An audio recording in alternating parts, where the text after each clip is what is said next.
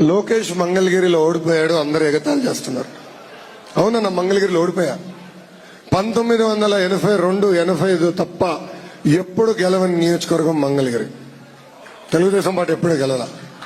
నేను బాబు గారికి నాకు పదే పదే చెప్పారు, నువ్వు కుప్పంకి వెళ్ళు, ఈజీగా ఉంటుంది, నేను ఎక్కడికి వెళ్ళినా నేను పోటీ చేసినా గెలుస్తానంటే ఒకటే చెప్పిన. అందరిలాగా కంచుకోటకి వెళ్తే మనకు కష్టమైన సీట్లు ఎట్లా గెలుస్తాం సార్? ఎప్పుడు గెలవని సీట్ నాకు ఇవ్వండి, అది గెలిచి చూపించిన తర్వాతనే నేను నాయకుడు అనిపించుకుంటానని చెప్పాను. నేను ఓడిపోయా. కానీ నేను భయపడి, ఒక్క నిమిషం, భయపడి పారిపోలేదే.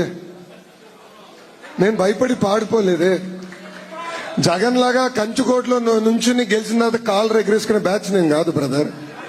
ఎప్పుడు గెలవని నియోజకవర్గం గెలిపించి కంచుకోట చేసి తెలుగుదేశం పార్టీకి అది నేను పళ్ళల్లో పెట్టి అర్పించినప్పుడే నేను నాయకుడని పిలిపించుకుంటాను.